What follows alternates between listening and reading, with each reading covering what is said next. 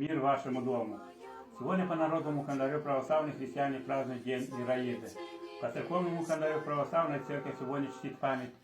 Празднуется о зачатии честного, славного пророка, предтечи и крестителя Господня Иоанна.